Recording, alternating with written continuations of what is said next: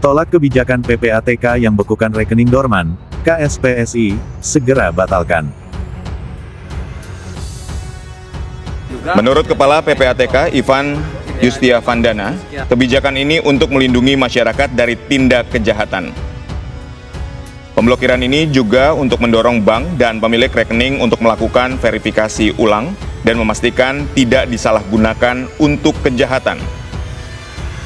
Menurut PPATK, blokir rekening dorman dilakukan jika terpenuhi 3 kriteria, yaitu terkait pidana, rekening penerima bantuan sosial yang tidak digunakan selama 3 tahun, dan rekening instansi pemerintahan yang dinyatakan dorman. Negara hadir untuk melindungi kepentingan masyarakat, melindungi kepentingan nasabah, agar rekening yang tidak aktif selama beberapa waktu itu tidak digunakan untuk tindak pidana, tidak digunakan untuk transaksi narkoba, tidak digunakan untuk menampung uang hasil judi online dan seterusnya. Dan langkah apa yang dilakukan oleh PPATK ini bukanlah tanpa alasan. PPATK dalam proses analisis yang dilakukan sepanjang 5 tahun terakhir ini menemukan maraknya penggunaan rekening dorman yang tanpa diketahui atau disadari oleh pemiliknya menjadi target kejahatan. Digunakan untuk menampung dana-dana hasil tindak pidana, jual beli rekening, penetasan, penggunaan nomini sebagai rekening penampungan, transaksi narkoba, korupsi, serta pidana lainnya. Dana pada rekening dorman diambil secara melawan hukum, baik oleh internal ataupun pihak lain, dan rekening dorman yang tidak diketahui pemiliknya atau dia tidak pernah melakukan pengkinian data nasabah. Untuk terkait dengan keamanan, nah ini yang perlu harus dijamin oleh PPATK dan juga perbankan, karena dalam prosedur teknisnya hak atas informasi tersebut juga harus disertakan dan juga hak atas keamanan dari masyarakat untuk melakukan penabung dan uang masyarakat yang dibekukan tersebut harus dijamin keamanannya, dan juga ketika memang mau mengaktifkan kembali tidak ada yang namanya mempersulit gitu ya. Jadi bagaimana ini hak konsumen yang tidak bersalah gitu. Jangan oke lah sekiranya dari pemerintah itu ada mitigasi untuk adanya pencegahan tindak pidana. Tapi bagaimana dengan konsumen lainnya yang sekiranya tidak bersalah? Justru ini mempersulit konsumen ketika memang ingin mengaktifkan atau melakukan klarifikasi, justru malah mempersulit, bahkan call centernya sulit dihubungi, lalu jawabannya perlu membutuhkan waktu beberapa minggu. Nah ini kan sedangkan bisa saja konsumen itu membutuhkan dana itu yang ada di rekening, dan juga tidak ada uang cash lagi kan, apalagi jika itu di daerah ataupun mungkin yang aksesnya sulit. Nah ini bagaimana permasalahannya? Jadi mungkin kami berharap juga dari PPATK juga melihat lingkup dari masyarakat itu secara luas gitu.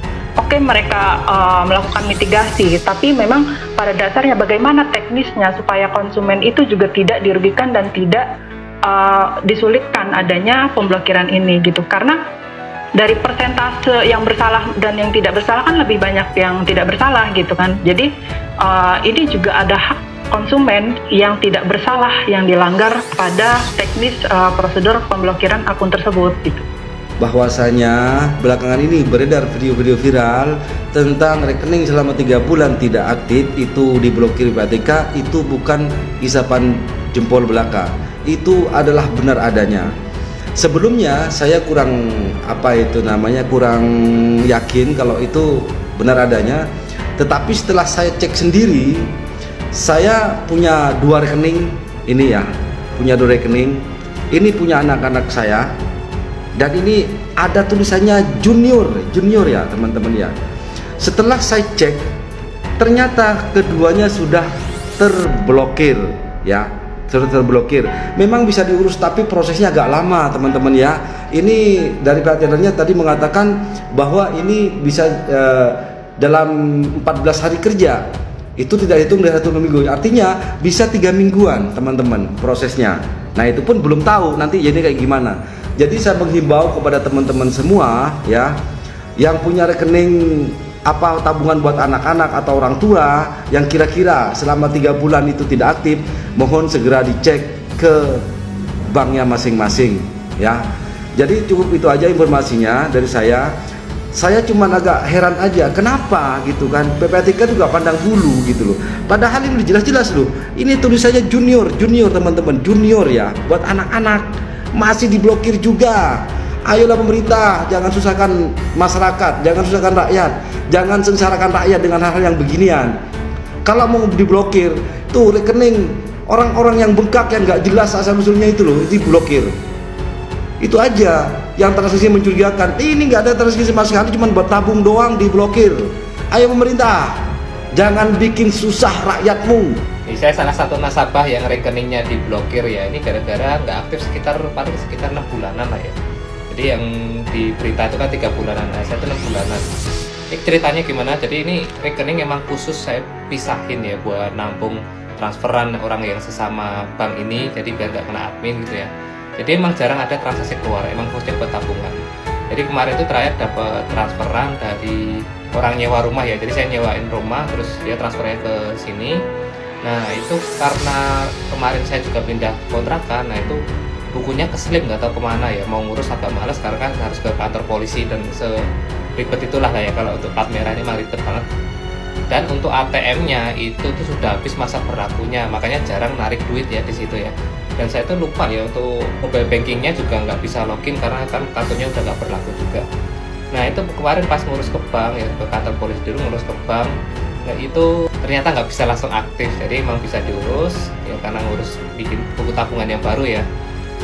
Nah itu saya nggak ngerti ada istilah dorman, mas ini rekeningnya dorman, jadi harus bikin surat pernyataan, harus minta reaktivasi gitu ya. Jadi ribet banget prosesnya, harus bawa materai, harus tanda tangan, isi formulir kayak gitu. Dan untungnya setelah 1 minggu itu udah bisa langsung dipakai lagi. Nah ini pelajaran ya buat teman-teman ya yang punya rekening yang di situ yang niatnya buat nabung cuma satu arah doang ya, masuk doang, itu perlu diperhatikan rekeningnya. Jadi usahakan tetap ada transaksi keluar masuk.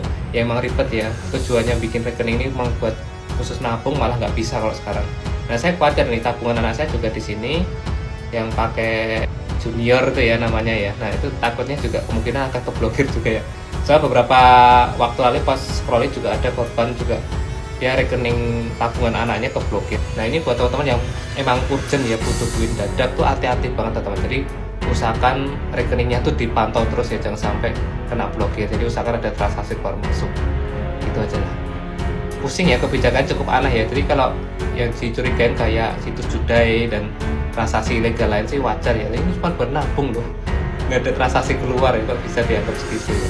Apalagi nih, rekening diem 3 bulan diblokir, tanah nggak diapa-apain, 2 tahun disita, tapi kamu udah 3 tahun nganggur masih juga dicuekin. Canda, tapi fakta. Rekening koruptor udah diblokir belum? PPATK memblokir rekening nganggur karena selama ini banyak yang disalahgunakan, termasuk untuk pencucian uang, dalihnya keamanan. YLKI sampai harus ngomong, jangan sembarangan blokir rekening. Itu bisa jadi tabungan sengaja disimpan. Ya, kan nggak semua orang punya privilege aktif transfer setiap minggu. Ada yang nunggu THR dulu buat isi rekeningnya lagi. Sekarang soal tanah. Banyak tanah rakyat tidak terpakai karena bukan tidak mau, tapi tidak mampu. Duitnya habis untuk makan, listrik, dan biaya hidup yang naik pelan-pelan tapi pasti. Lalu muncul wacana tanah tak tergarap bisa diambil alih. Pertanyaannya, kalau rakyat tidak bisa mengelola tanah karena tidak mampu, apakah negara akan bantu bangunkan rumah misalnya? Jawabannya, itu bukan urusan kami, udah ketebak. Kalau negara takut pada rekening kosong dan tanah tak tergarap, cobalah sesekali takut pada rakyat yang sudah hilang harapan. Karena itu yang paling sulit dipulihkan. Kalau kakak sendiri setuju nggak sih? Kalau aku nggak setuju sih ya. Maksudnya mungkin aja ada lansia atau orang tua yang sengaja nyimpan uangnya di rekening berbulan-bulan. Mungkin mereka juga susah Kak untuk akses ke ngambil uangnya itu di ATM gitu. terus tiba-tiba dibekukan. Mungkin kaget ya si lansianya itu. Baik. Nah kalau kakaknya sendiri setuju nggak nih? Aku sih sama nggak setuju juga ya, karena rekening itu kan kayak pribadi ya, maksudnya pemerintah juga banyak hal yang mestinya lebih penting gitu untuk diurusin daripada ngurusin rekening pribadi kita gitu. Oke kakak, terima kasih banyak ya, semoga lancar kegiatannya setelah ini, terima kasih. Nah Ken Ana, kalau itu tadi ternyata saya udah menemukan 2 orang yang dua-duanya belum setuju. Coba kita tanya satu orang lagi atau tanya orang lebih lagi, kira-kira ada nggak sih yang setuju dengan wacana pemerintah ini? Halo kakak-kakak, mohon maaf mengganggu waktunya, selamat malam. Kakak-kakak boleh tahu namanya siapa? Azhar. Kak Azhar. Ini? Faris. Kak Faris dan Kak Azhar. Ini lagi sibuk nggak kakak-kakaknya? Enggak ya? Aku mau tanya dong kak, kakak udah dengar belum isu bahwa katanya rencananya pembekuan rekening kalau 3 bulan nggak dipakai? Udah denger dong ya. Nah kalau kakaknya sendiri setuju nggak sih dengan hal ini? Kalau saya nggak setuju sih pribadi, karena saya juga menggunakan beberapa bank yang dimana ada salah satunya yang jarang dipakai. Nah bank tersebut tuh biasanya saya gunain buat top up games misalnya, kan itu nggak sering ya. Rentang waktunya bisa 4 bulan sekali, 5 bulan sekali, tergantung event games yang saya mau gitu sih. Jadi saya kurang setuju. Nah kalau kakaknya setuju nggak? Kalau saya sih kurang setuju. Mungkin saya kurang setuju dari cara ngeblokirnya ya kak ya. Mungkin misal kita punya 5 rekening nih. Nah, masing-masing rekening itu mungkin ada seperti notifikasi lah. Anda setuju gak untuk diblokir gitu. Nah, misal setuju, yaudah saya setuju nih 3 rekening saya diblokir deh, 2-nya masih saya pakai. Sebenarnya persetujuan dari persetujuan, jangan tiba-tiba diblokir gitu. Oke, baik. PPATK memblokir rekening warga yang nganggur selama 3 bulan. Pertanyaan gua, variabel 3 bulan itu dari mana ya? Apakah ada research-nya, datanya, atau pas kalian meeting aja kayaknya 3 bulan aja deh, gas. Terus alasannya takutnya rekening tersebut dipakai buat tindak kejahatan seperti pencucian uang, penampungan uang judol. Masalahnya kalau rekeningnya dipakai buat kayak gitu, itu rekeningnya aktif pak, bukan rekening yang mati. Pasti mereka tuh lariin datanya ke sana ke sini, ke sana ke sini, ke sana ke sini, malah aktif banget itu. Karena mereka mau uangnya itu nggak kelacak, dan biasanya ujungnya tarik tunai pasti, bukan rekening yang nganggur. Banyak banget cerita warga kalau gue lihat di sosial media, bapaknya seorang petani, nabungnya cuma 4 bulan sekali, diblokir. Atau seorang anak buatin rekening buat ibunya, biar ibunya punya tabungan, diblokir. Kan jadi ribet. Masih banyak pak orang Indonesia yang simpan uang di rekening. Nggak semua orang tuh ngerti kalau uang yang nganggur, gue main saham, gue main kripto, gue main obligasi. Nggak semua orang ngerti. Rata-rata orang di kampung yang nyimpan uang di bank, di rekening, terus katanya udah blokir ratusan ribu rekening senilai 428 miliar. Ya elah, korupsi di Indonesia aja puluhan triliun. Itu tuh bukan prestasi, itu cuma ngerjain warga. Dan gue semakin yakin kalau nggak ada privacy di rekening gue juga, jadi intip pasti. Diblokir aja bisa, apalagi cuma diintip. Masa kita balik ke zaman batu, naruh duit di bawah bantal? Dan harusnya dengan kecanggihan teknologi saat ini ya nggak main solusi yang general kayak gitu, tiba-tiba diblokir semua aja pakai variabel 3 bulan gitu. Rekening yang ilegal tuh kan pasti ada patternnya. Data tersebut bisa dimasukin ke model, dibuat analisa. Oh kalau begini berarti terindikasi pencucian uang, baru yang itu diblokir pakai teknologi. Terus peraturannya aneh, misalkan nasabah prioritas ya harus ngedepin uang di bank sejumlah yang bank tentukan. Dia udah ngedepin buat jadi nasabah prioritas, rekeningnya diblokir. Kan kocak peraturannya ya. Pernah nggak sih lu salah transfer ke rekening pribadi lu yang udah lama nggak dipakai tapi masih aktif? Jadi transfernya dari rekening pribadi ke rekening pribadi. Nah itu tuh kejadian sama gue. ATM-nya itu nggak gue pegang. Akhirnya gue telepon call center. Akhirnya gue ceritain lah kronologinya, dari jamnya, transaksinya berapa nominalnya, terus kejadiannya hari apa, pokoknya lengkap dan detail. Akhirnya gue diarahin suruh ke banknya. Pas gue udah ke bank tuh, gue ceritain kembali kronologinya sesuai, terus gue sertakan dengan bukti transaksinya. Si mbak itu bilang apa? Maaf bu, ini udah diblokir dari pusat. Terus gue bilang, bukannya ini yang blokir itu mas-mas CS yang kemarin saya telepon? Enggak, ini diblokir dari pusat ya ibu, dari PPATK kalau nggak salah namanya. Terus gue langsung kaget dong, hah? Ibu tenang dulu ya, ini bukan kasus korupsi. Ini itu kalau misalnya emang udah nggak dipakai rekeningnya dan nggak ada transaksi, meskipun ada uang mengendap, itu bisa terblokir dari pusat.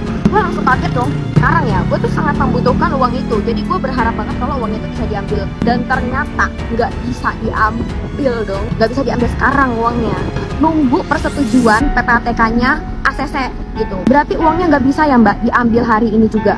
Nggak bisa ibu, mohon maaf banget, karena harus pengajuan dulu, isi formulir untuk dibuka blokirannya. Itu Pasti banget mbak 7 hari. Gue tanya lagi dong, terus mbaknya cuma ngomong apa? Belum pasti ya ibu, di ACC-nya dari pusat. Terus gue bilang, tapi mbak saya sangat butuh uangnya banget mbak, tolong banget nih, saya butuh uangnya banget. Iya bu, saya nggak bisa bantu apa-apa. Saat ini yang saya bisa bantu adalah membuatkan formulir pembukaan blokiran. Ya Allahu Rabbi, di saat lu tuh butuh gitu kan, tapi nggak bisa diambil duitnya. Mungkin dari teman-teman ada yang ngalamin hal yang sama nggak? Boleh sharing dong, kira-kira di ACC-nya tuh lama atau enggak, karena memang butuh banget uangnya dan nggak bisa diambil pada saat hari ini juga. Belakangan ini banyak anggota masyarakat mengadu ke Hotman 911. Katanya ada peraturan baru, yaitu apabila nyimpan uang di bank tidak dipakai transaksi dalam 3-12 bulan, maka dibekukan oleh PPATK. Jadi kalau rekening bank saudara tidak dipakai dalam 3-12 bulan, maka rekening saudara akan dibekukan oleh PPATK. Nanti untuk mencarikannya bakal repot. Pertanyaannya, saya belum jelas apakah dasarnya peraturan apa. Yang kedua, bapak-bapak pejabat kenapa merepotkan masyarakat? Kalau seorang ibu-ibu di kampung misalnya, dia misalnya buka rekening di bank, dibuka oleh anaknya, kan belum tentu dipakai sama ibunya, apalagi orang kampung. Ya, masa rekeningnya harus dibekukan? Dan itu kan melanggar hak ajasi. Bapak-bapak tidak berhak membekukan rekening orang kalau memang dia tidak pakai atau dorman rekeningnya. Bapak tidak berhak, negara tidak berhak. Itu hak pribadi orang. Jadi tolong agar peraturan tersebut dicabut. Tolong agar peraturan tersebut dicabut. Itu sangat melanggar hak ajasi manusia, ya, dan akan sangat merepotkan bagi sebagian rakyat Indonesia yang pendidikannya di bawah rata-rata, khususnya di kampung-kampung. Oke? Sekali lagi, halo pemerintah, jangan repotkan rakyatmu sendiri. Pusat Pelaporan dan Analisis Transaksi Keuangan (PPATK) akan membekukan rekening bank milik masyarakat maupun perusahaan yang tidak ada transaksi dalam waktu 3 bulan, atau biasa disebut rekening dorman. Menanggapi kebijakan itu, Ketua Umum Konfederasi Serikat Pekerja Indonesia (KSPSI), Jumhur Hidayat menolak mentah-mentah kebijakan pembekuan rekening tersebut. Menurut Jumhur, jangan gara-gara melacak segelintir orang jahat lalu mengorbankan yang boleh jadi mencapai puluhan juta rakyat yang rekeningnya 3 bulan tidak aktif. Ini sama saja ada 100 pisau dapur dipakai membunuh orang, maka puluhan juta pisau dapur untuk sementara disita negara. Ini kan logika sontoloyo namanya, kata Jumhur dalam keterangannya, Rabu, tanggal 30 Juli tahun 2025. Menurut Jumhur, PPATK itu fungsinya adalah mengurusi transaksi mencurigakan. Kemudian, yang sudah dicurigai segera ditindaklanjuti, bukan cuma diomongkan saja.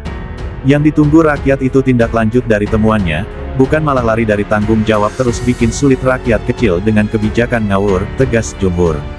Menurut Jumhur, saat ini kita menunggu tindak lanjut temuan PPATK yang menyatakan 510,23 triliun rupiah dari sekitar 1.500 triliun rupiah dana proyek strategis nasional PSN, yang masuk ke kantong aparatur sipil negara ASN, dan politisi. Itu uang banyak banget sampai ratusan triliun rupiah tidak jelas tapi kok malah didiamkan, bukannya diusut tuntas. Ada apa ini PPATK? Tanya Jumhur. Menurut Jumhur, negara dan rakyat pasti sulit untuk sejahtera bila negara terus-menerus super permisif terhadap korupsi-korupsi yang luar biasa besar ini. Jadi sekali lagi, segera batalkan kebijakan pembekuan rekening rakyat yang 3 bulan tidak aktif dan segera juga tindak lanjuti korupsi-korupsi akbar yang sudah didata oleh PPATK, agar kalian tidak ditawur rakyat, pungkas mantan Kepala Badan Nasional Penempatan dan Perlindungan TKI itu. Penjelasan PPATK. PPATK menginformasikan akan membekukan rekening bank milik masyarakat maupun perusahaan yang tidak ada transaksi dalam waktu 3 bulan, atau biasa disebut rekening dorman. Hal tersebut sempat disampaikan PPATK melalui akun media sosialnya Instagram @pat_Indonesia. Informasi penghentian sementara transaksi rekening dorman. PPATK melakukan penghentian sementara transaksi berdasarkan peraturan perundang-undangan yang berlaku. Tulis pengumuman PPATK dikutip tribunnews.com, Senin, tanggal 28 Juli tahun 2025. Rekening dorman ialah jenis rekening tabungan atau giro milik nasabah, perorangan maupun perusahaan, di bank yang tidak digunakan untuk transaksi apapun dalam waktu tertentu.